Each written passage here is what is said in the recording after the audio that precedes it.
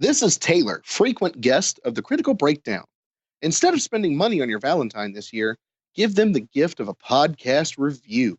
Head to iTunes or any podcatcher to review the Critical Breakdown, because we always put out a new episode each week.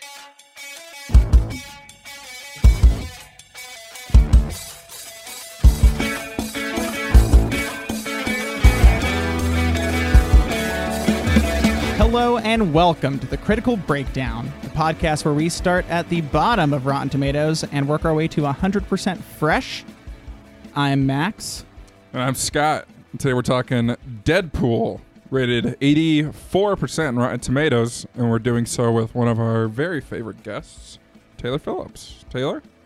Hey guys, glad to be back on. You guys might remember Taylor from classic episodes as our X-men Extravaganza, Charlie St. Cloud, and Dune, that sand movie. That sand movie. I forgot you were on Dune. I forgot a lot about Dune. All I remember is the pug. It's the only thing that stands out to me. Do you remember when Virginia Madsen actually liked that picture you put up on Instagram? Yeah, that's when the podcast peaked, I would say. Yeah. No, because if it peaks, that means it's going downhill from there. Thanks for being a loyal listener, Virginia. This baby's going all the way to the top. We still all got the way to Hundo. That's right. Well, before we get into our topic of the day, Taylor, what have you been watching, man? You watching anything fun? Yeah. Recently I've watched, I made a New Year's resolution to only watch new movies and TV shows because all I want to do is when I come home from work, I'm like, okay, everybody talks about such and so movie or whatever TV show. I'm going to sit down and watch it. And then I turn on The Office and then just watch the same episodes over and over again.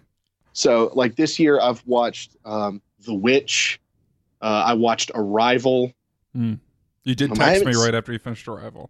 Yeah. God, that movie was incredible. Mm-hmm. Better than Contact? I wouldn't go that far. What? Really? I love Contact. I liked Contact. I mean, I teared up a lot in Arrival, but I full on cried in Contact. They should have when he says small moves, Ellie, there at the end, I was done. But I'm losing my mind. When I watched, as far as TV goes, I started Black Mirror. Nice. The new season or like all of them? All of it, because I haven't seen any of it. Yeah. I started that. How'd you like that History of You episode? That one really, I had to turn it off. That was the last episode I watched that day. It's like their first really soul-crushing episode, I think. I haven't seen that one. It's one with Toby Kebbell? Yeah. The memories? Okay. It's good, but it's I pick and depressing. choose my episodes with Black Mirror. He's actually a podcast. He's a podcast alum. Toby Kebbell. He was Victor Domashev in Fantastic Four. Oh, I thought you meant like he was a guest. Yeah. I was like, on our show? I think we would have known if Toby Kebbell showed up. I'm Team Toby.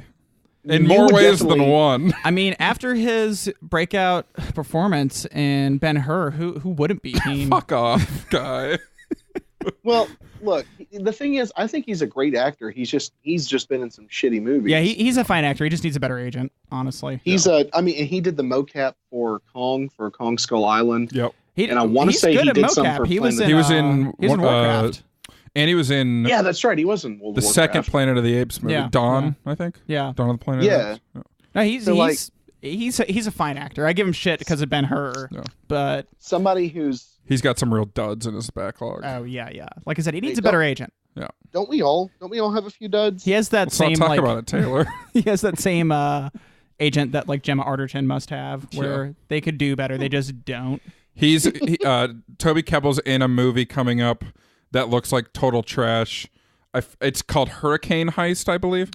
I saw a trailer. I'm both intrigued and disgusted. When I saw the movie, movie, not stealing a hurricane in a movie called Hurricane Heist, I'm not interested. It is about robbing the Federal Reserve during a hurricane. Mm-hmm. Yeah, $600 million, 600 miles per hour. That's the tagline. It's a movie that does sell itself. I'll give him credit. It's made by this like tiny studio. Yeah. It's Maggie Grace is the action star. Nice. It looks awful. I'm getting hints of Geostorm just from that concept there. Sure. But Hurricane Heist, I mean, It's like Snakes on a Plane. The name sells it. It's going to be directed by the guy who did the first Fast and Furious. So One of the reasons that one of the many, many, many reasons that Geostorm had so many problems with it is that it was slated to come out in February of 2016 originally. But they couldn't finish the special effects, so they rushed another movie to come out as soon as possible, February 2016. Guys, any clues to what movie that is? February 2016. Deadpool? Nope. That would just have been either February or April. Suicide Squad. Oh, that makes sense. So. Yeah. Now, I mean, both films screwed up on a lot of levels. And Did you see Geostorm? No, I didn't. I really want to, but that's a rental, if anything else. People were a bold rental. We're saying if you go in knowing it's the worst movie, it's really entertaining. Yeah. But I couldn't justify going. I can't do that. Yeah. I'll catch a rental or an HBO version like that. Yeah. But if I could see it with Tyler West circa 2005, then I would thoroughly enjoy the movie. It's a movie you go with your crew, basically, to laugh at. Yeah. With your wolf pack. Yeah. Sometimes those scenarios, though, you go and see like a movie you think you're going to laugh at and you end up enjoying it. I went with like a whole crew like that for, I think it was Sisterhood of the Traveling Pants, and I was like, this was actually a good movie. But that is actually a well-reviewed movie, too. Yeah, that's true. But you don't, then you didn't know. Like, you would just go. Yeah, that's like pre-RT being a household name, so. Sure. You would just kind of show up and... The Wild West I saw Catwoman that same way. So they're not all winners. Everybody knew that one was going to be bad, though. Yeah, they're not all winners. Well, anyways, I saw the trailer for Hurricane Heist when I went to see Hostiles, the Western. Yeah, the you Christian liked Bale Hostiles, Western. didn't you? Yeah, I really tell did. me about that. I really want to see that movie. It's directed by, I want to say Scott Cooper, and he's kind of got this like subset of like prestige dramas like driven towards men. It's kind of weird. Like he has that Out of the Furnace is in his backlog, and another movie that I can't remember, but it's pretty popular. Christian Bale is in that one too. Yeah. Have you seen Out of the Furnace? Because I looked for that. That's one of the ones I looked for on any streaming service, and I couldn't find it. No, I did buy the Blu-ray a little while ago because it was $2 on Black Friday, but I haven't watched it yet. But Hostiles is really good. I like Westerns. You get a lot of good sweeping shots of landscapes. A lot of good like violin music. Max Richter did the soundtrack, and I'm a big fan of his. And the movie, it's about like the relationship between Americans and American Indians, and it's messy at times, but it doesn't pull any punches either. I was just very satisfied by it by the end. The only thing that stinks about the movie, and I hate saying it, Rosamund Pike was awful. You could tell she was trying to like make an Oscar performance. She was overdoing everything, and she gets these emotional points in the first third of the movie, whereas usually you get those like towards the end, and it's just such a buzzkill the whole time. Yeah, because she's good.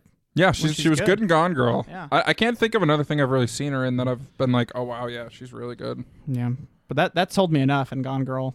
The actor that they cast to play the Native American, it looks like that Christian Bale is forcing to escort in the movie, which is a nice way of saying they've got him tied up and bound and gagged or whatever. The guy that they've got playing him in Hostiles is an actual Native American, and I was very happy about that. But he's played, oh my God, he's played a Thai. He played Sagat in the Street Fighter movie. Nice. He's played numerous, like anybody with brown skin. Basically, they've cast him as an Arab person. They've cast him as a Latino person, as a Spanish person. But I was happy that they cast an actual Native American actor in Hostiles. I really wanted to see that movie. He plays Yellow Hawk, the chief that's being escorted back to his burial ground, and one of my favorites from Joe Dirt, Adam Beach, is in it. So. Nice. Also from Suicide Squad. Yeah, he is. He plays Black Hawk, Yellow Hawk's son. Good naming convention, for real. Like, you could tell. I was thinking, and then like Red Hawk is a name. Yeah. What's the weirdest color that you could combine with a hawk? Pink hawk? I was going to say silver, but Silver Hawk sounds bad as shit. Yeah, that does sound bad as shit. White, maybe? White Hawk? White Hawk? No, I bet you that's a thing. White Hawk sounds like a shitty 80s movie with Clint Eastwood. I'm writing that. Van Damme. I'm writing that as soon as this podcast ends today. Oh, no, wait. They have a movie called, is it called Thunderhawk? Thunder Eagle? I can't remember. Clint Eastwood and I think you just named a whole Jeff trilogy. Bridges. White Hawk, Thunderhawk, Thunder Eagle. All right. Well, now I know what I'm doing after the podcast today. Yeah. Max, how about you? Anything on your slate? Last time on the show, I mentioned I had been watching The Americans. Last time on the Critical Breakdown. So we finished off season 4. Yeah. It was good. Yeah. It was one of the more fluid seasons, I think, were beginning to end. You knew exactly what was happening in a good way. There was like a very coherent line throughout. They simplified a lot of characters, and I think while it was hard to see a couple of them leave, it was necessary for the story. I won't go into any more depth because I know Taylor hasn't watched it, and spoilers abound. So, but no, it's good. It's on my list of things to watch, along with finishing Black Mirror, New Girl. There is, I think, a show called Godless. Yeah, that's a Western. It's a Western on Netflix with Jeff Daniels, I think. I know Michelle Dockery is in it. I don't know who that is. And I want to say Scoot McNairy might be in that too. I believe it. Also, The New Girl. I really want to watch that show. It's good. Because I watched the first 3 seasons, and then I fell off the train there, but it's good. Yeah. I just know that I am Nick Miller, so that's kind of where I want to see myself on screen. Yeah. It's funny. It starts as like a very much so a Zooey Deschanel vehicle, and then by like halfway through season 2, the roommates that she has become more of the main characters, and they're much more entertaining. I really like Max Greenfeld. Yeah, he's awesome. He's funny. So he's a really good delivery guy. I don't remember the name of the actor who plays Winston, but he's very funny. Yeah, and he's been seen in more stuff recently. Like he's getting a good resume now. He was in The Disaster Artist, I think. He's in the upcoming Game Night. I think that's what it's called. Yeah, which that actually looked funny. Yeah, I was surprised. I can't decide about Game Night at all. I really want to see it based on the cast alone. I never saw Horrible Bosses 2, but the first Horrible Bosses is solid. It's a good comedy. 2 is atrocious. Yeah, I had no desire to watch it. But knowing that kind of team is on this one from the original one, I don't know if they did the sequel, but they're on this one. For me, it's like it's going to at least be probably like a solid comedy. Maybe not a great movie, but there'll be funny things. It's a good trailer, and it's a fun concept. And a good cast. Yeah, with good cast. So it'll be either probably like a really popular movie, or it's just going to totally flop. I like that it's a newer idea. I haven't seen that idea done yet in a comedy at all, or in really anything, just at a game night that turns into escalation. It's a good concept. So, and I'm a big Jason Bateman guy. Yeah, I like when he's in a role that really fits. Not just that he's playing the same person, but that fits his strengths. That's always good. So, speaking of Jason Bateman, what is the movie with him and Joel? Oh crap! I can't even think of his name now. Oh yeah, Joel Edgerton. Yes. Was it The Invitation? Gift. The Gift. Yep. Was that any good? Did anybody see that? I really liked it, and I want to see that too. I was shocked that Joel Edgerton actually wrote and directed it as well. That's cool. I did not know that when I watched it, but no, it's very good. If you come to Charlotte soon, I'll let you borrow the B-Ray. Is it weird? It's just kind of a thriller. It's not too weird. Okay. It's pretty par for the course, I would say.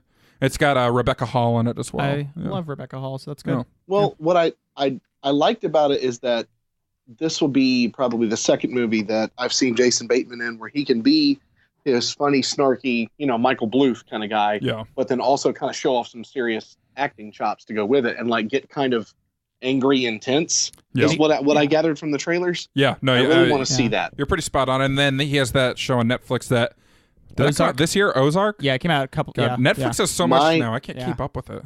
My family, like my brothers-in-law and my sisters, and now my wife, have all seen it, and they love Ozark. Everybody loved it. I've heard it's Arrested Development meets Breaking Bad. Yeah, and I'm like, which are 2 of my favorite shows. Yeah, but it's 2 amazing shows. When you combine them, I'm just like, my brain doesn't get it. Yeah, it doesn't make a lot of sense. Like, what? I think that's the next one I'll watch. Yeah. My next show. I have jumped into another show that I started a while ago but never finished. Yeah, what's that? Legion on FX. Yes. I was watching Legion too. Did you finish it? No, I just kind of ran out of steam with it. It's weird, interest. So I don't binge it. Yeah. It's a lot to take in. Taylor, have you watched any of Legion yet? I haven't at all. It's on the list. I'm telling you, I'm so far behind on TV. I really wanted to see Legion and Gifted. I heard Gifted was actually pretty cool. I watched the pilot for Gifted. What is Gifted? It's a another. I think it's on Fox maybe, but not FX. It is. No, but Gifted it's still within the greater X-Men universe, which they never explain if these are all the same or if these are different. Yeah. And it's like a mutant hunter kind of guy working with the FBI or some government agency who finds out that his two kids are mutants. So he goes from, helping the government track down mutants and capturing them to realizing he has to protect his family. And then so he basically has to get in charge with the criminals, in quotations, that he's been trying to hunt to help protect his family. So that's like the pilot episode. Anybody recognizable in it? Bill from True Blood is in it, the main guy from that. And then a bunch of smaller TV actors that you might recognize from random stuff. Sure. So nobody like that you just see and you're like, oh yeah, I know their name, but it's like, oh, that guy's basically. Sure. OTGs all around. And then I'm trying to think of anybody else. No, that's about it. So just about like smaller actors you've seen other stuff. Gotcha. The pilot was pretty solid, but I didn't watch any more than that. I haven't even heard about it, and I kind of pay attention to TV shows. It got renewed for a second season, so it might have been like a mid-season pickup or something. Yeah. But no, it a previous podcast guest, Miles, posted an awful lot about it and said he likes it a lot. Enjoyed it. Okay. No, but Legion's really good. I enjoy it, but it's nuts, man. How many episodes in are you? I'm about 5 episodes in. Did you get to the one with where they're in an ice cube? Yes. That's the one where I stopped. I was like, that's good. I was like, I'm not getting it. That's when I got even more intrigued. The next episode got me really excited because they revealed some like backstory that I was wondering about, and they hadn't addressed it all. So I just don't get it. No, and that's fine. Legion, for those that don't know, like I said, we've talked about show. it before. Yeah, we talked about it, but just in case you're listening for the first time and you don't know anything about Legion, it is in the X-Men universe, and there are connections to some major players in the comics with the character of Legion. Yeah. I won't say too much just in case it's spoilers, but no. And that's much like how, Deadpool's in the X-Men universe and has tons of connections with other characters. Yeah, so the film universe and the show universes are probably different, but there's like 7 X-Men shows now, right? It's all, because Sony doesn't really... It's not Sony, is it? It's Fox. It's Fox. Fox doesn't ever really Disney. say... Yeah.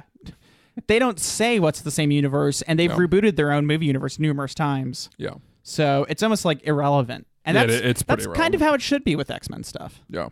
Because that's how the comics are. Yeah. Well, let's talk about Deadpool.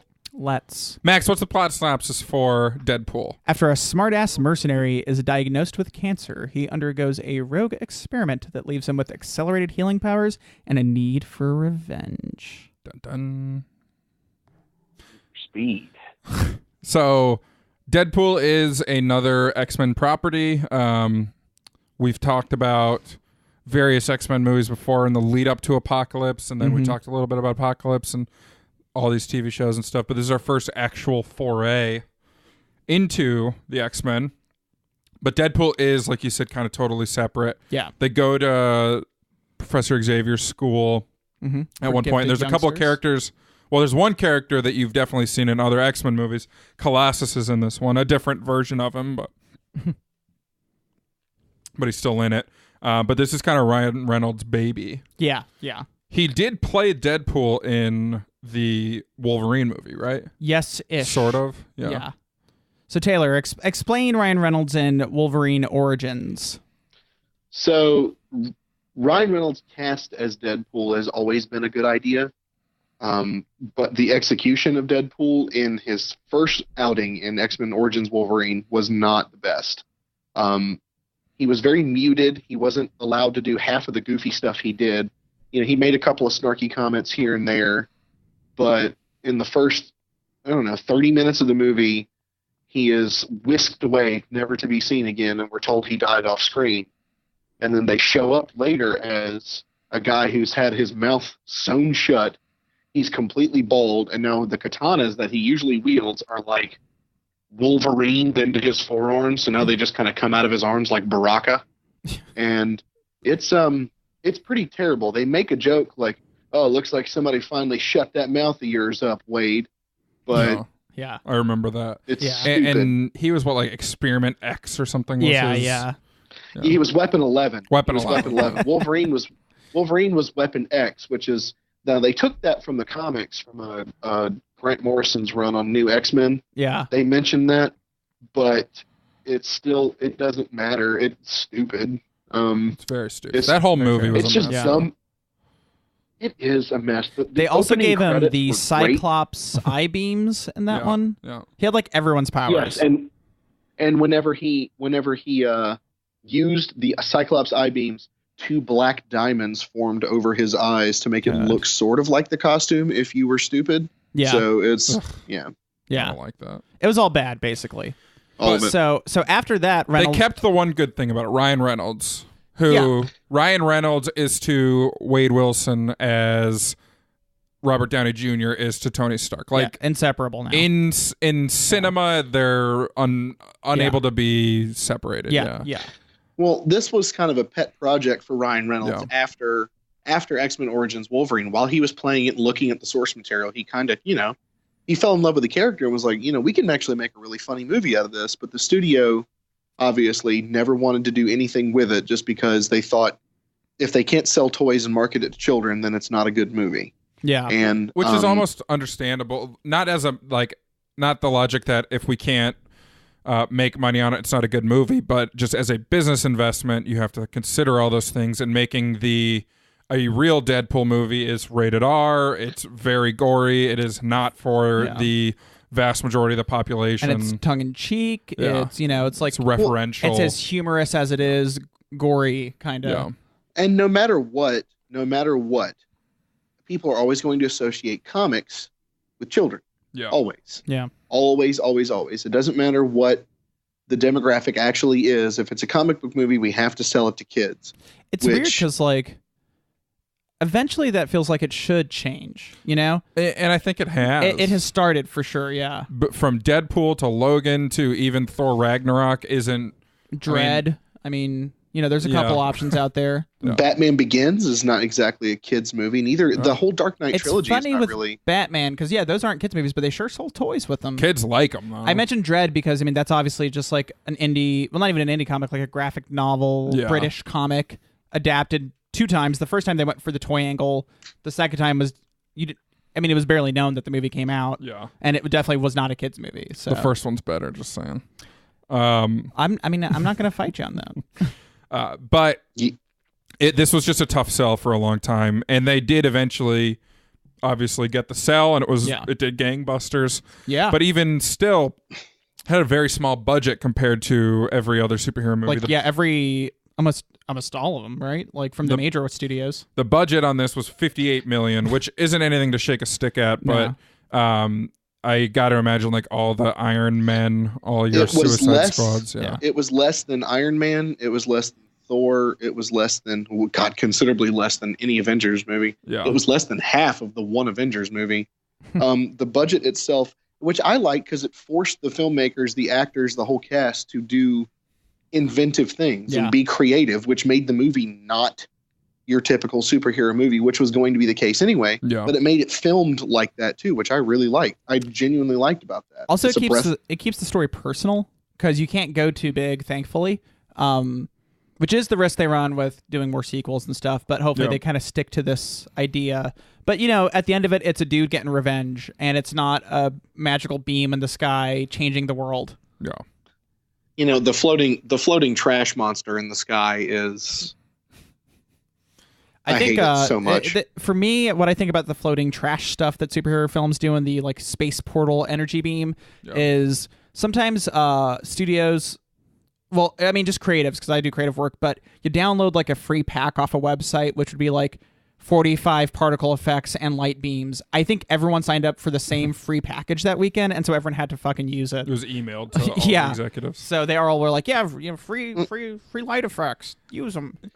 We could devote an entire new podcast to what producers understand Max's about comic book movies. thoughts on effects in movies. I think part of it is every movie felt the need to one-up the ones before it. Yeah. So like, well, of course, Avengers has to be bigger than Thor and all this. So, of course, we have an alien monster. And then Suicide Squad was a big team up. So it also had to have the blue beam, and it just, the problem is it does the opposite effect. Nothing's going to happen because there's 17 other movies on the slate. Yeah. So, Iron Man doesn't die in Avengers, even though he flies into space. Like, he's fine. And 2 things just thinking off that, where this one went up to all the rest of them was violence. Oh yeah. And it pushed to that direction, which is a different direction than everyone else. So that's a smart way to kind of do it, where you do it different than everybody else and do it in a way that's memorable. And then the comedic aspects, I mean, Marvel's known for comedic movies, but this is a different kind of comedy. Yeah. And it works for the film itself. And also, like, since there's not an end of the world thing, and you know that pretty much Deadpool, as far as we know, can't really die. It's like the risk angle of he's gonna survive this. We know that. Yeah. You begin to worry about the people that he cares for. In this one, it's Vanessa, which in a lot of movies, using the woman as bait doesn't actually work that well. It feels tired and old. This one, it works well enough because, I mean, he as he says the whole time, it's like a story about love, basically. Like, there's a lot of love story in there. He also goes on to say it's not, but it's a revenge. But he says it begins like that. And so their relationship is very vital for the story. Of course. Yeah. So it makes it where she's not just there for man pain. She's a more well-rounded character than a lot of these movies will use for romance interest. So this version of damsel in distress did not feel old and tired at all to me. Yeah, because I mean, she's kind of a. I mean, she's spunky and like she's cursing and stuff, but outside of the fact that it's the Deadpool writing and stuff, she was still. Yeah, I mean, she's still a pretty helpless damsel in distress. Yeah. When it comes down to it. I think with that, what it is that, you know, she's. I don't know if it's fully clear. I guess she's a sex worker in the beginning and then maybe a stripper by the end of it. I don't really know. I think she was a waitress at a maybe strip she was a club, waitress. Max. Yeah, I mean, she could have been. I don't know. But what I'm saying is they never demean her for that. No. It's never at all. I mean, because he's a mercenary. He kills people. Like, that's way worse. But it's just like her job is fine and it's what it is. And they don't ever take time to put her down as a woman for that at all, which I really like, actually. I think it's a really smart move on their part. And then they go out of their way, even though there's sexual scenes with women. I think the strippers at that strip club are the only time we see women like really like that, you know, like stripping. The rest of the time she's engaged in a relationship with him. Yeah. And and he's doing just as much weird stuff as she is. Yeah. So it's a really Deadpool character. Yeah, and it's a really smart way of handling that in a movie that's like geared towards, you know, dudes who normally would want just like the grossest depictions of women ever. Not, you know, not as a whole, but I'm just saying like that's what they would cater to normally. Yeah. And if we're doing a rated R movie, like everyone should be naked. Yeah. And so it's kind of fun how they play with that. And then also with Gina Carino's character, when her bust, the part of her costume like bursts her open, boob falls out. Yeah. You know, they cover it and he shows respect and she's like, that's so sweet. And then she, you know, punches him super hard. Like, right in the dick. Yeah. I just like how they do stuff like that. It's fun in the film. So while the traditional role of, you know, damsel in distress is there, they had kind of a more careful hand in dealing with female characters as a whole. But like you had said, and you've said it about other properties where the women in the movie are used as like man pain. Yeah. And here I think it's just even more so.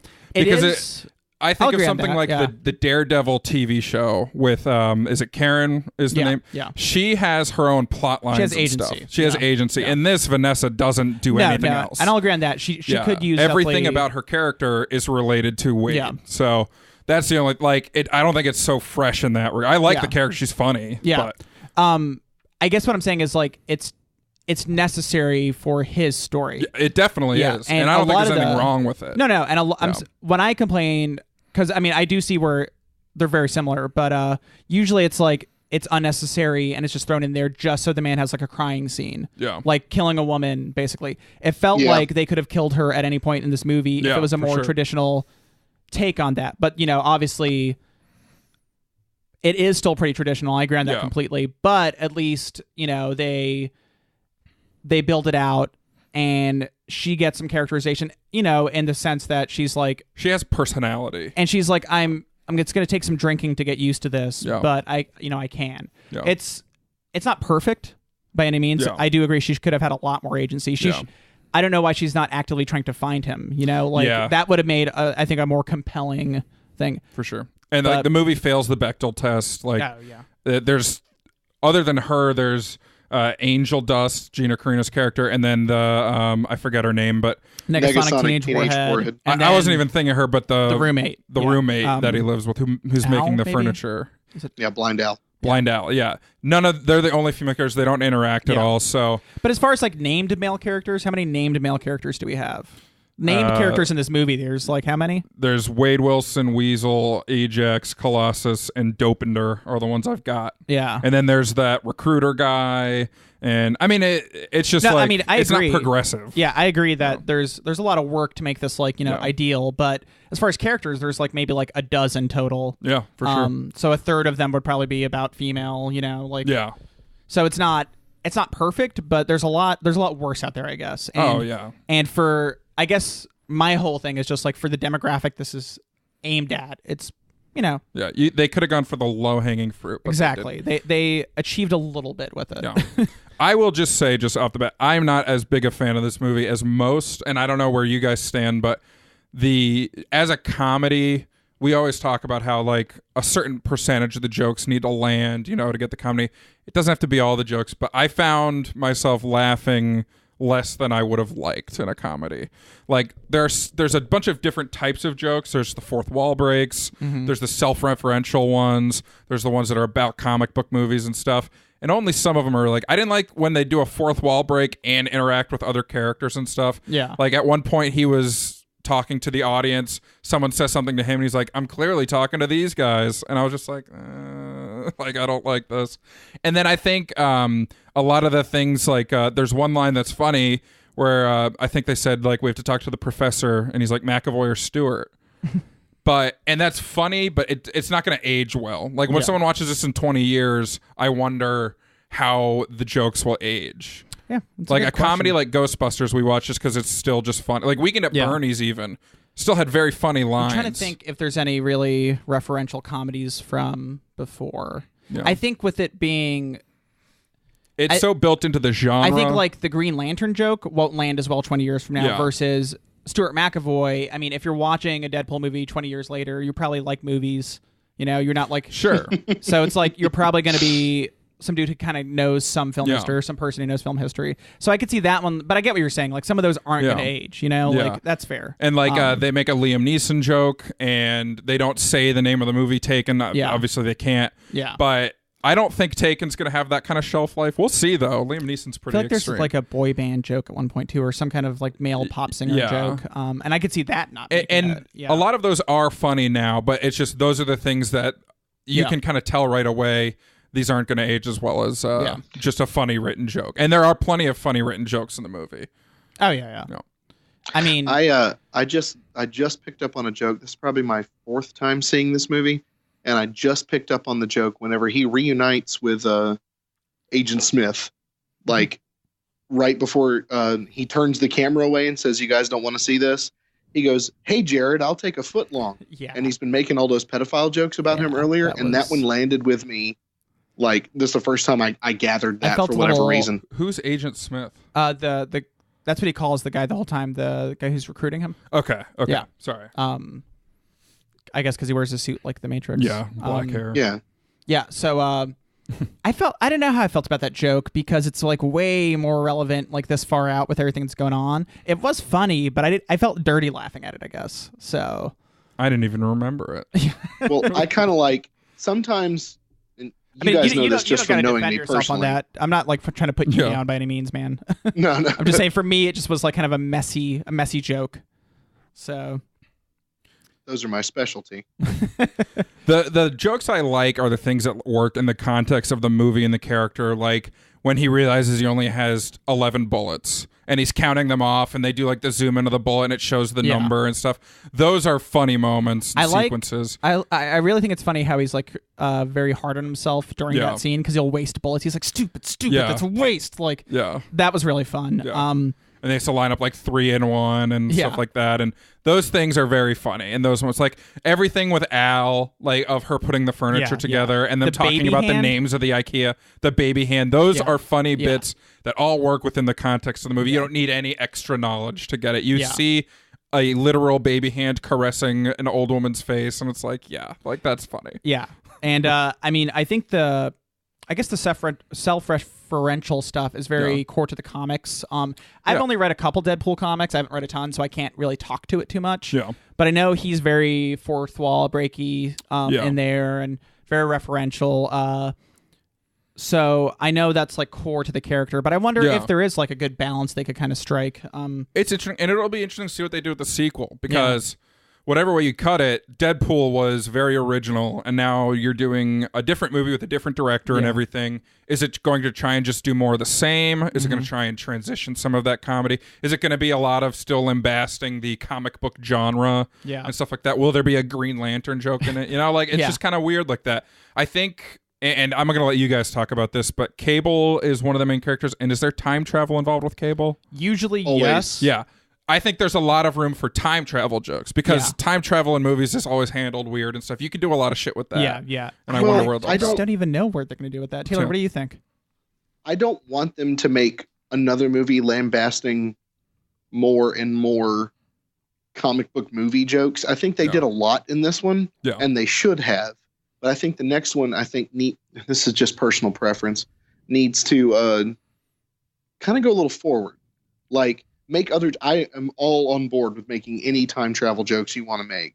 And making, like, he could make jokes about just Josh Brolin himself or anything like that. Yeah, that would be funny. Like if he calls him Thanos the whole time. So. Yeah, and he'd be like, are we going to go find One-Eyed Willie's cave again, Goonies, or something like that? I think that would be funny to me. But that would be funny. I think that the movie itself, as far as plot points, which have been very, very secretive, the first promo pictures they released of Cable, besides showing him flexing off a grenade launcher and muscles, showed him carrying a teddy bear, which from the comics is in reference to the first mutant that was born since the Act of the Decimation, when 98% of all the mutants on the planet were killed. Or depowered. Yeah, that's my mistake. All depowered. I don't know. Some of them died. Leave from us a being comment. depowered, Leave us a comment, folks, and let us know how wrong exactly I was in the review. You're an expert. You can't accept being wrong. X-pert. Nice. Yeah. But when they were all depowered, she was the first mutant born, and I don't remember how many years or months they've done. And Cable goes insane to protect her, to the point where they have to question if what he's doing is actually moral, and yada, yada, yada, yada. It's the whole Messiah complex storyline. But I don't know if they're just going to play with the teddy bear in that or not, or if they're going to, because that storyline is a little too deep for how they started Deadpool. I feel, this is coming, all I know about this is what you just said minutes ago. I feel like you need to know what that triggering moment was. I feel like there needs to be an X-Men movie about the decimation or whatever you guys were calling it. I would watch the shit out of that movie in a second. I mean, if they were really planning ahead, they could have used that in Logan and then jump back into this somehow with it. But I get that it's different heads in this one. It's not like the MCU. And at a point, you kind of gotta just say, like, Logan's great, Deadpool's great. Just keep them separate. Let's not try and tie into the X-Men series, which has the muddiest timelines on Earth. Yeah. Like, so here's what I wonder with the sequel. One thing I really like about this movie is the formalistic side of it, the format, basically how it cuts between the two storylines at the beginning. And I don't see there's no need for that. Yeah, there's no need for it, basically, because you don't got to do backstory and current story. I really like how our character intro of Deadpool, you have this big violent sequence, but at first you see him meeting Dopinder. Is that his name? Yep, Dopinder. And who's very funny. Very funny. And very understated and hilarious. You see them having a very good connection. Yeah. You see that Deadpool is not good, but he's also kind of a good person towards this one guy. And then you pair that with him killing a bunch of obvious criminals. Yeah. Then you go right over to Ed Skrein, his character of Ajax slash Francis. And his intro, he's this cocky British guy who's a complete asshole to the first person he meets. So it's like, that's pretty simple filmmaking right there. That's just showing the good guy who's kind of bad, but also very good, and then the bad guy who's all bad, and he's much worse than the good guy who's kind of bad. And I don't know how a sequel can kind of capture just how fun that is, because it's simple, but it's fun. And that's my only worry, is like all these things that really work for Deadpool might not work for Deadpool 2, which makes me really hope they push it further, like you said, and go somewhere new with it. So. And I hope they will. They also have Domino, It's Yeah. going to be played by Zazie Beetz, who was in the TV show Atlanta and was amazing. Yeah. I'm all in, but I know she doesn't look anything like the comic book character. And Just kind of. I don't know if people are like Yeah. upset That's or fine. concerned. They're always upset. Yeah, that's fair enough. I will say also, that's perfectly fine. going It's for my perfectly intro fine. thing, I really did enjoy how when we first meet Wade Wilson, not just Deadpool, but Wade Wilson, he's performing a job kind of like out of the kindness of his heart almost for a young girl who's getting stalked by a creepy dude, which also I thought was great for this demographic as well, to see some shit like that. Yeah. Might go over their heads, but still good to see. So yeah, just those character intros are fun. But, it's... From there, it's like, kind of an A story, B story thing until the third act. So we kind of jump between backstory of how Deadpool became Deadpool versus what Deadpool's doing now. And then you have your climactic battle scene and everything. What is Negasonic Teenage Warhead and Colossus? Were they specifically tied to Deadpool at all before this, or were they just kind of, quote-unquote, B-list X-Men that they were kind of loaned for this movie? Oh, man. I think it's more...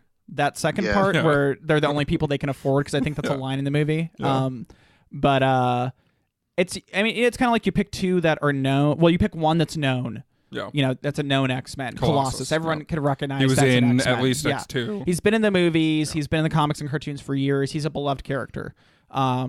It's a different version of him, like you said, because he's like straight up Russian, and in the other ones, I don't think he was. And he never turns from he never human turns to off metallic. his steel power. He's always steel. So they couldn't afford the transformation. That's what I figured. Yeah. So they just said screw it and made him steal the whole time. And it was pretty good CG. It was fine. Yeah. What's great is the production photos is just some dude in sweatpants wearing the mocap tiles all over him. So it's Deadpool interacting with somebody who looks like a 6'5" version of me, just funny. Out of shape in sweatpants, helping out, which I really liked a lot. And I think Negasonic Teenage Warhead, that's a character name for the books.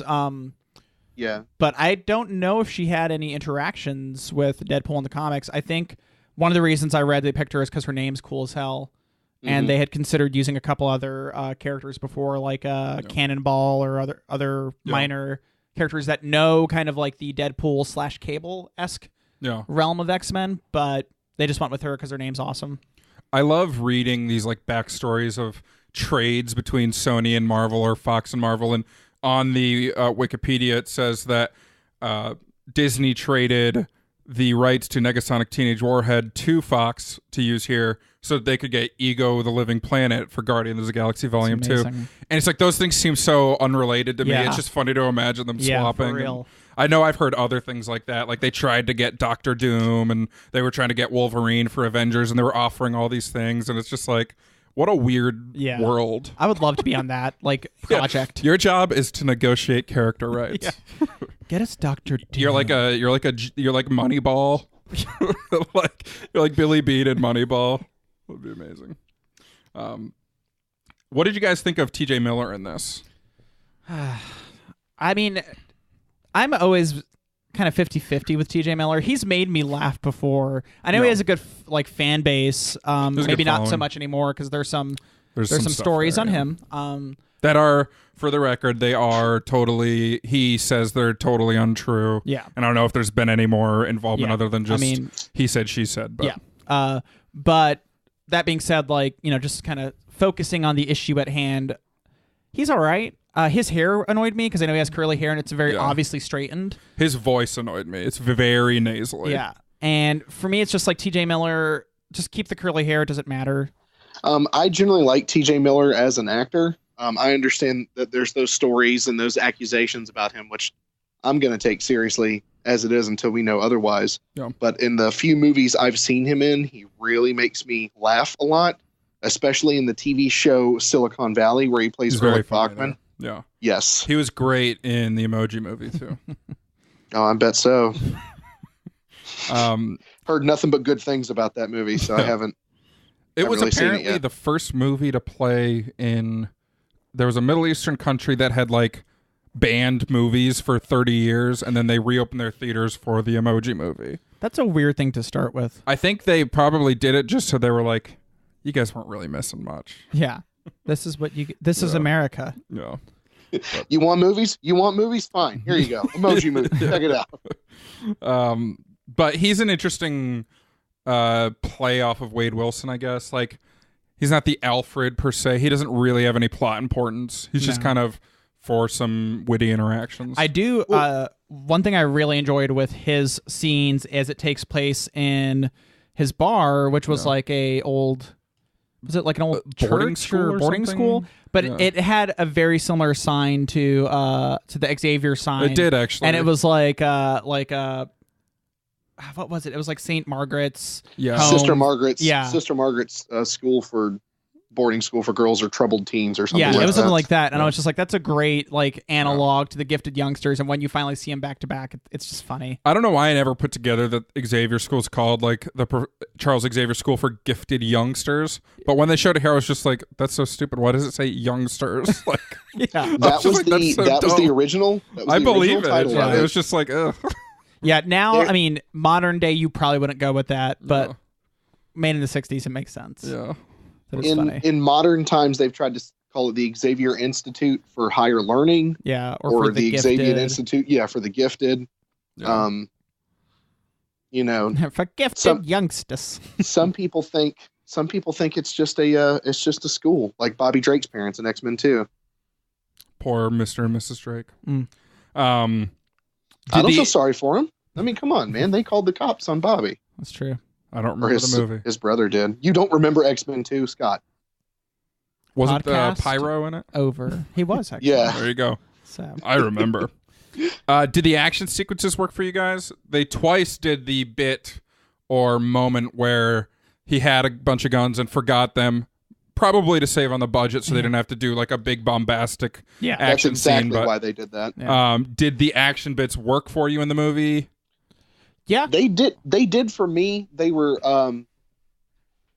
gunfights, but they were creative, like the whole counting the bullets thing. Yeah. And then there was the sword play, which in regular Marvel movies is not done as violently or as Oh no. I use the term realistically here with the hardest air quotes you can possibly imagine me using.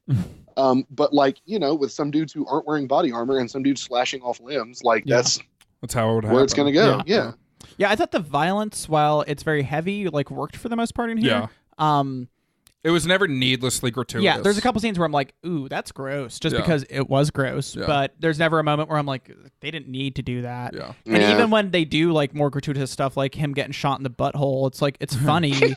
And it's never like, they don't have like his lower intestine hanging out, although they could, they don't. Yeah. And there's some other moments where like, where it's gross. he like breaks his hands and his foot kicking Colossus. Yeah, and then he has stuff. to like rip off his own hand, sawing through it. They could have shown that for 4 minutes. Yeah. Instead, they got a good joke, which is the 120 hours. And then the baby hand afterward. They used it well. So, like, for the most part, the violence... Because the big concern after this was, like, every movie is going to be rated R because this one was a success. And I'm glad they didn't do that. The violence in Logan is... It's also gratuitous. Yeah, it's gratuitous. And it's never... I don't know. No I rewatched parts, Logan the other day. There's a couple moments where I'm like, Logan, calm down. But that's how you should be with Logan. And that's that's how Logan is. Yeah, exactly. So I'm like... That's fine. This one's fine. So far, the two big like R movies of the last year, the R-rated or two, blockbusters. They did it okay. Yeah. So I'm not too concerned with it. But at the same time, I mean, with sequels, they step things up. That can be. Yeah, like I don't want a scene in Deadpool 2 of like Deadpool and Cable like digging through like an open corpse or something and like tossing blood everywhere. Like, oh, we got to find the key that he swallowed or something. I don't know what the hell I'm doing, but I think I really hope Deadpool talks like that or Cable. I want everybody to I actually did the voice I hope capture. that Deadpool swallows a key and Cable has to rip his body apart to find it. Oh, we got to find the key to get out of here. That's actually Josh Brolin's doing that. He's doing a New York Newsy from the 1920s. That's the time travel. Yeah. Travel back in time to prevent a war. Hitler's on the move. I think the dialogue after Deadpool came out and was so successful was like, oh yeah, you can make these rated R movies and stuff and it's fine, so make more rated R movies. But I think what the dialogue should be is make the movie And then if it's rated R, don't worry about it. That's what the dialogue should be. Yeah. True to the character. Yeah. Make it like, with appeal to the right audience. Yeah. Don't make it based on what the audience wants, but make it, Just make the movie that should be made. use smarts, basically. Yeah, exactly. Make the right movie, make it how it should be made, and release it. Yeah. It doesn't matter when you release it now because, I mean, with comic movies, that is. Other movies, maybe. Yeah, and like I think a good comparison is like Scott Pilgrim versus the World, which does not have the name power that Deadpool has, and tried the summer release and everything and failed so much. This came out February 12th of 2016. It opened to 132 million at the box. It was number 1 ahead of Kung Fu Panda 3, which you've seen, right? No, you saw 2. No, I saw 2. Yeah. How to Be 2. Single, which might be a Tyler Perry movie. I don't know. No, it is a Dakota Johnson and Rebel Wilson film. It's even worse. And it's okay at best. Yeah, you I watched it. When did you watch it? Because we're the talking same about night I watched Singles, which That's is what way it was, better. yeah.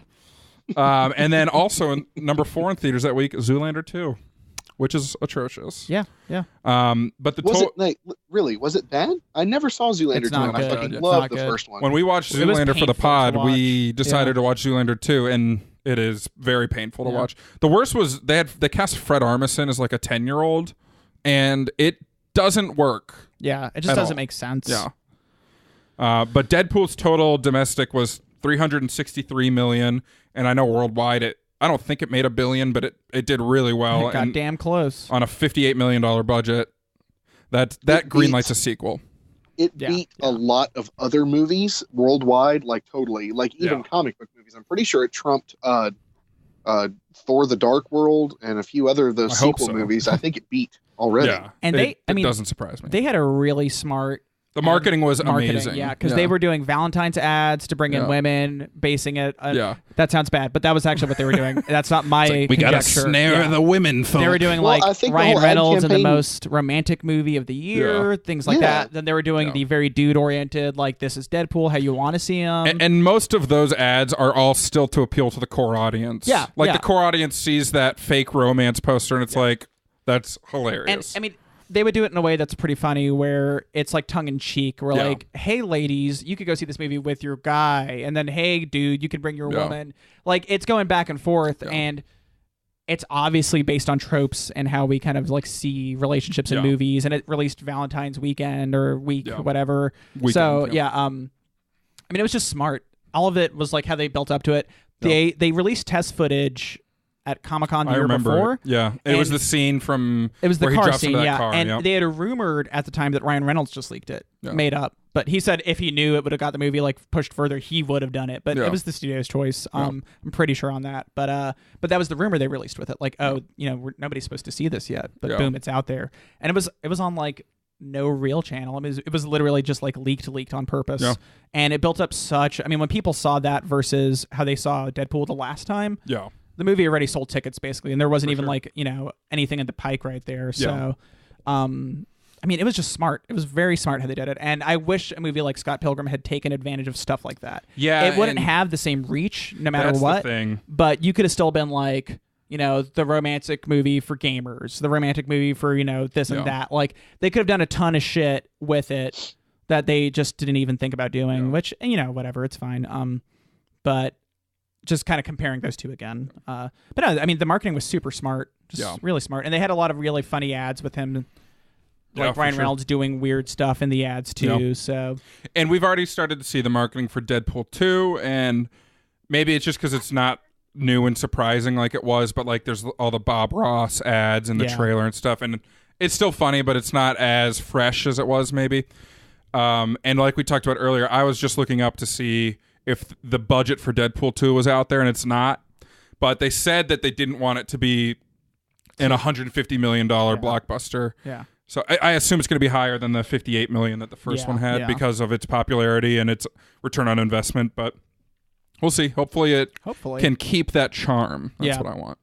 I like the scene where they're walking up and DMX is playing. Yeah. That made me laugh a lot. Just because it was and he's like timing. Skipping. Yeah. Like it's just really, it's these moments are just, there's a lot of really funny things that happen where it's just great. I don't know.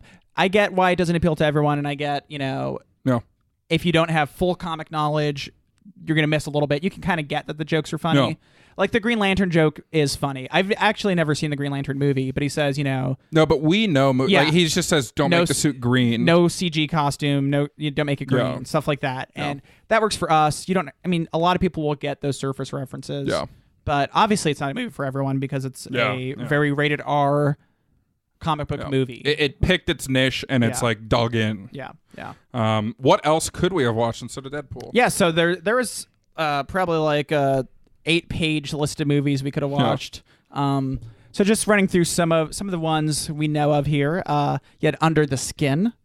Yeah, I never saw it, but it gets recommended. Yeah, it does. ScarJo. ScarJo. You had Detroit. I watched this like 3 weeks ago. It was really good.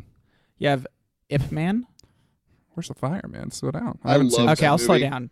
Detroit was really good, right? Yeah. Will Poulter was very good in it. I've not seen it. Ip Man. I reviewed this for our May movie challenge. Yep. Or did you do Ip Man or Ip Man 2? I did the first one. Okay. First one. I've never seen. I've heard the second one's really good though. I never saw the first Confidence Man. The first one's good. So the second one could be The Tree of Life. This movie is like the douchiest thing I've ever seen. It's Terrence Malick. It's pretentious, right? Yeah, it's like Terrence Malick if you said, I know most of your movies don't have structure, but go structureless again. Yeah. And it's awful. I hate it. I saw the trailer. Go ahead, I'm sorry. Oh, I was just going to say, I saw the trailer and I had no interest in it. I heard that his general view on this movie was to make people very uncomfortable with how the movie is edited, shot, how jumpy it is. Like, that's what he wanted to do. And when I heard that, I was like, cool. I have no interest in seeing this movie then. It's very highly recommended on like Reddit and stuff. So I was like, I'll check it out. And I watch it and it cuts between like scenes of someone like building a fence to like a scene of a volcano erupting. And then there's like a Sean Penn narration over it that's like, my father loved us in a way. And then it cuts to like the cosmos, and I'm just like, what am I watching? It's the Homer Simpson, I have no idea what's going on. Yeah. I fell asleep like 9 times watching it, but I finished it, and I hated it. In my head, I always get Tree of Life and the Fountain confused all the time. That's my Tree of Life right there. But that one at least had plot structure. I just had a bad DVD. I watched a YouTube video recently that was about underrated sci-fi movies, and The Fountain was on there, and they were like, if you haven't seen it, or if it's been a long time since viewing, they were like, just give it another shot and try to watch it again. Apparently it's a well acted, good movie. I can't do it. I want to watch the Max broken DVD edit, which is the first hour and 20 minutes looped a few times. Yeah, about like 4 times in a row. That's a very special edit. What I love about you, Max, is you kept watching. You couldn't tell. That's what I love. It was seamless, man. It was seamless. It was so strange.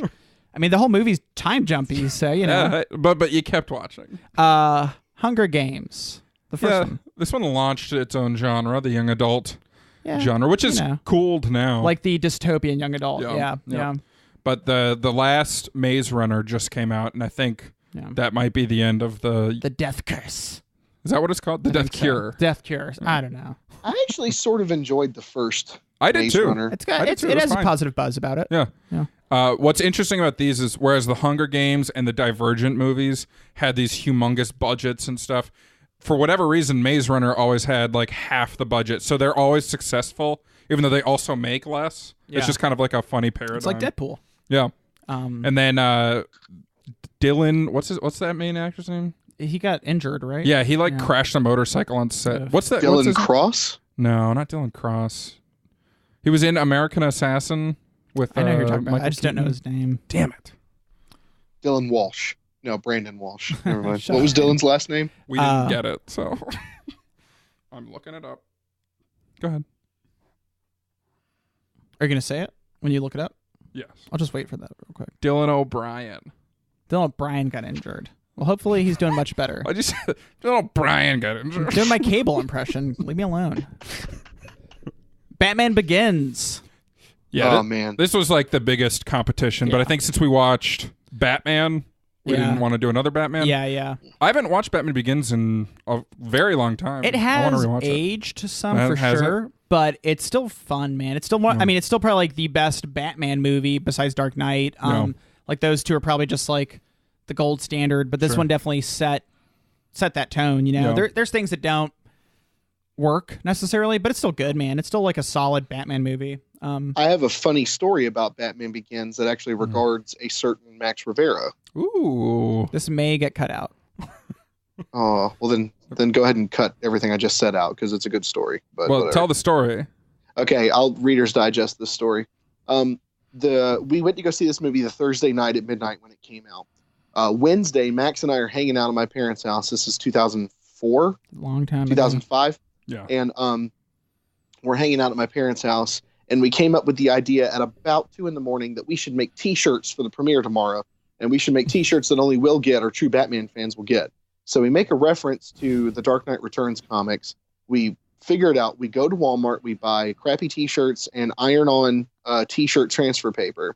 Mm-hmm. We spend like the next 3 hours cutting it out, placing it on there, making it work, ironing it on. We did it out in the garage. We watched the sunrise from my garage. That's so cute. I take Max home. I go home and get 90 minutes of sleep before I have to be at work at about 9 o'clock. I work 9 to 7 that day. We stay up and hang out, then we go see the movie at midnight. So I was up for a very long time, and then we wore our new shirts. What did the shirts say? Mine said, "My name is Don," and Max's said, "My name is Rob." It's a very deep cut Batman reference. You're right that non-Batman comic readers won't get it. Yeah. And we wore them to the first comic convention we went to, and one woman was like, "Oh shit, Dark Knight Returns," and I think we high-fived when she said that. But yeah, that's funny. It was very deep really cut. cool. That's a good story. That should stay in. It could stay. Nah, do you remember? It doesn't do anything. Do you guys remember midnight releases? Yeah. Now it's just like go see the movie at 7. Yeah, it's not as fun. There's some dangers that happen. So, well, there's I guess. that, and then there's the fact that midnight releases used to be for true fans of whatever it was that was coming out, which is why we'd see it at midnight. So the audience was usually a good audience. The people who that's true too.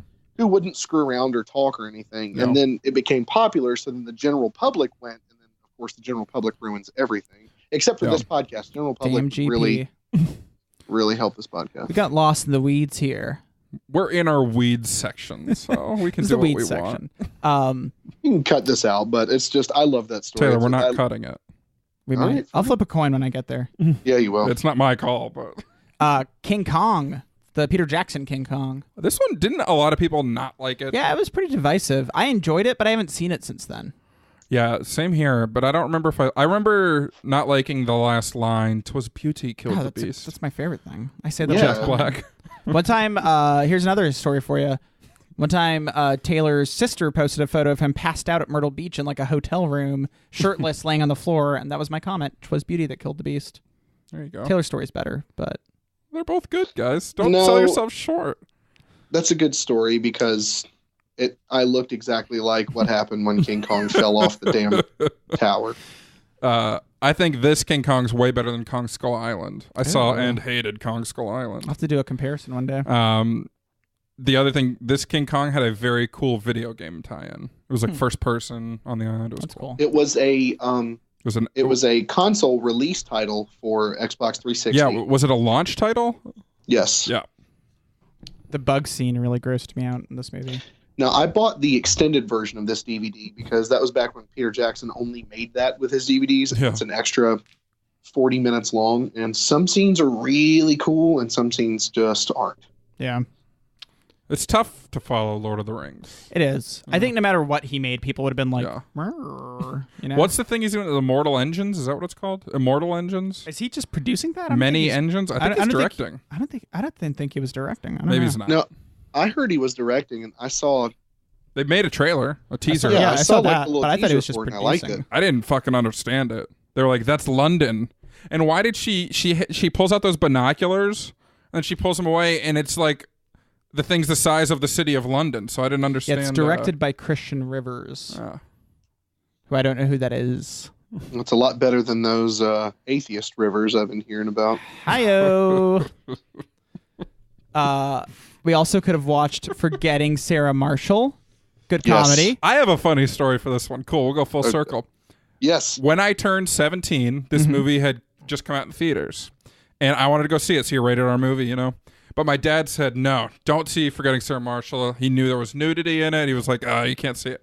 Then he said, in his wisdom, he said, you should go see Harold and Kumar go to Guantanamo Bay instead. And I said, Dad, trust me, you don't want me to see that movie. And he was like, thank you.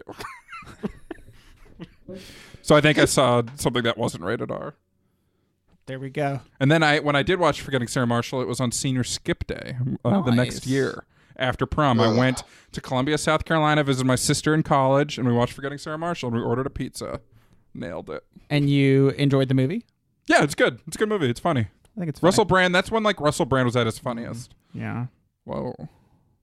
Russell Brand just gives me weird feelings. He's so gross looking. You know, either here or what was Get Him to the Greek. I liked that movie too with Jonah Hill. Yeah, and Puff Daddy. Yeah, Puff Daddy was actually really funny. He's really funny in that, yeah. The Rookie.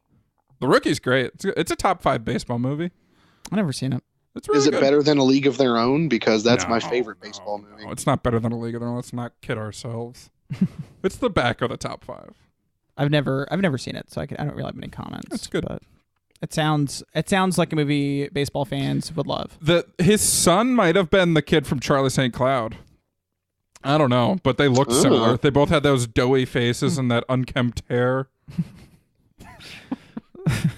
You just described me. Yeah, that's actually true. You might have been the kid from Charlie St. Cloud. So this one, I know. I don't think Scott's seen this movie, and I don't know if Taylor's seen it. The Truth About Cats and Dogs. Oh, was that Uma Thurman, Janine Garofalo? That sure is. I don't remember who the male lead is, but it's like one of those dumb 90s rom-coms where I feel like it's they're lying about who is actually talking to who on the phone or something. Classic.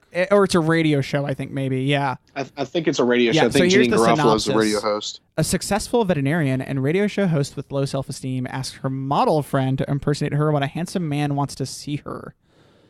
Classic. You also have Jamie Foxx in here. I remember watching this and thinking that it was kind of funny, but it showed up on our list, and I was like, you know what? I'm going to mention that. Just because that synopsis is so weird to me. That is a weird synopsis. It's a very 90s rom-com. No. So moving from there to just kind of a gross-out comedy, but kind of not. I don't know how you place it. Meet the Parents. An awkward comedy? It's an awkward I don't think it's a gross Fish out of water, maybe? It's just a comedy movie. There's some gross-out moments, but not a lot. Yeah, but it's not like that's why I had a question mark when I said it. So... This is one of those movies that did not need to be a series. Should have just been a single movie that people remembered very fondly. Yeah. And even after Meet the Fockers, which wasn't as good nearly, but it was still like fine. Yeah. I was like, okay, they did that. And then they made another, and it's like, okay. Is this the beginning of the Ben Stiller, Owen Wilson bromance run? Like they I mean, this is what, like 2099? This is pre-Zoolander. For sure. I'd put this at 2000. Yeah, I'd say this is definitely before Zoolander. So before the Royal Tenenbaums? Yeah. No. So it's just they always team up to do things. Yeah. So I was just all I know is Jinxie. I haven't seen this whole movie. Wasn't Jinxie the cat that he killed? Yeah. I think the line Classic. most people quote from this is probably I have Greggles. Give me a minute. Greggles. Somebody write down Greggles.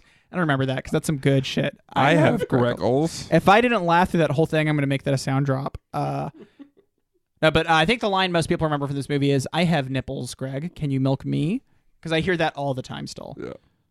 What the fuck? Cat me out at the same time. Was that real? Yeah, that was. Yeah. Beverly Hills Cop. Beverly Hills Cop. That's you got Eddie be. Murphy. This is a classic. Never seen kind of buddy comedy cop film. Yeah, it's good. It's probably aged terribly. I'm sure it's just like super offensive now, but it was good. Master and Commander: Far Side of the World. Yeah, this is a special shout out to former guest Joe. Everyone tells me this movie is amazing. It's very good. It's a very guy movie. Yeah. But not in the same way that like Fight Club is a guy movie. I know a ton of ladies who love this film too, like film critics. Yeah. So I get what you're saying though. It's like it appeals to the macho-ness. Yeah, because it's like a ship captain got to take care of our ship, and Paul Bettany's in it, and he's cool. That's cool. That's not like the guy part, but it's just another part that I like. They go to the Galapagos. Galapagos. You also have Thelma and Louise. I never saw this, but didn't it win some Academy Awards? It was a big movie when it came out. And it's Ridley Scott, right?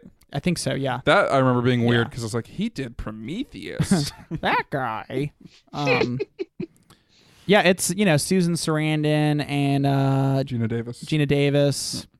You got Harvey Keitel, Michael Madsen. No, I mean, it's got a big cast. It's a big movie. Yeah, Stephen Tobolowsky, Brad Pitt. Sonny Carl Davis. I mean, they're all in there, man. No, it's a classic. I say check it out one day. It's I almost watched it for, I believe, our May movie reviews. It's a 1991 release. Yeah. So for my birth year, I almost did. But instead, I watched JFK. JFK, which we also could have watched. Yep. Yeah. Bring her back. I actually liked it. Like, it's too long, and there's like a good hour of the movie that sucks, but by the end, I was enthralled, and in a 3-hour, 20-minute movie, like, that's something. Yeah. Bring them back, into the life. Bring it back in there. Back into the life. Gremlins was also a choice. Yeah. Is this a sequel to Gremlin? No, that's funny. That's Aliens. that's a good joke. That's a really good joke. No, it's not. But no, Gremlins 2 was the sequel. Gotcha. Gremlins I loved as a kid, and there's a lot of like memorable moments about it, but I realize now how much of it is based on just like surface level racism, and it makes it way where I just don't ever want to revisit it, because it's one of those like, oh, it's one of the best Christmas movies because it's set during Christmas time. No. And a lot of it's just like based on 80s like I mean, just basically, I'm not saying the film's intentionally racist. Probably is. But it is. And I'm not trying to supplant this to any group itself, but you could tell there's a lot of intention there of xenophobia and racism built into the movie, which is a weird comment on the movie Gremlins, which most people kind of like if they saw it growing up. And it's funny to hear that and then also have the Gremlins is a Christmas movie debate. It's like, even the bit about him being a Christmas movie, in that one scene, Phoebe Cates tells the story about how her dad died because he dressed up as Santa Claus and got stuck in the chimney, and they noticed him by the smell. That's how they found him. Oh, so as a Christmas movie, you find out that A, Santa Claus isn't real, B, somebody tried to be Santa Claus, and C, it got him killed. Yeah. And see, it's weird because there's like tongue-in-cheek humor in it, and there's also dark humor, and there's things with it. So it's like, if it was really intentional and they could really, if they could really make a point about racism using Gremlins, that's one thing. But it doesn't do that. They're just like, it's just a weird kind of pseudo-horror, weird creature feature. So it's got Corey Feldman in it too. Yeah. Oh yeah. But I mean, there's some nostalgia factor there. It's not the worst movie, but it's I don't think it's aged well at all. Yeah. So that's a definite reason why we skipped that one. That 84% line, kind of all the genres are kind of hit, Yeah, man. If you're on a deserted island and you can only pick 1% to watch, maybe it's 84. 84 is not a bad one. No. If you pick 100, you get a bunch of Alfred Hitchcock and Toy Story movies. Yeah, you're going to be like really let down. Now you get like Paddington 2. There you go. Well, in regards to desert island movies, when Batman Begins came out on DVD, there was about a 1-month period where I watched that movie every night before going to bed. I remember that. I do remember that. It doesn't seem like that good of a bedtime movie to me. Like, there's a lot of scary stuff. Can't deny it. There is. Can't deny it. I really don't know how to approach that, but yes, you're right. There is. Just don't approach it. I think I would just pick Thelma and Louise. That's a terrible joke. Anyway. Okay. Max, where can the good people find us? You could find us assembling IKEA furniture. The Borkschlad. The Borkschlad. Just made that up. Or you could just go to our new website, which is the same web address, The Critical Breakdown, but we've revamped it. It is cool, slick, neat. Slick, neat, cool. Not raw. Not at all. But yeah, find us there. Find us on Facebook. Find us on Twitter. Find us on Instagram. Yep. Find us on Foursquare. Some dank memes going. Find us on Friendster. Find us on all the local social networks. Just the local ones. Find us on Craigslist Casual Encounters. Yeah. Misconnections. You can find me having a very grotesque Thanksgiving dinner with Ryan Reynolds. Mm-hmm. Okay. Or you can find me on Twitter at Max Rivera Film. You can find me forgetting about X-Men Origins Wolverine. Or you can find me at Instagram at breakdown_Scott. And you can find me hunting for Francis or on Instagram at Taylor Loves Peanut Butter. Yep. Send us an email, the Critical Breakdown Podcast at gmail.com. That didn't change. It might soon, but for right now, that's the same one. We've been saying that for years. Yeah. The new website, I think, allows for it. So it might, but not yet. Ooh. Not yet. Cool. Well, you know what? Get your emails in while you can, Yeah, people. yeah. Get them to the Gmail one while you still can. That fresh new logo is courtesy of Josh Rivera. Mm-hmm. That fresh new photo is pretty dank, too. That's courtesy of a photo booth. Yeah, it is. And our music is courtesy of Jason Brown. And Wally, as usual, is the podcast dog. Thanks, Taylor. Thank you guys for having me. This is my 4th or 5th time on the podcast, and I always love it. Next week on the Critical Breakdown. It's time for a little sexual healing as we watch The 40-Year-Old Virgin.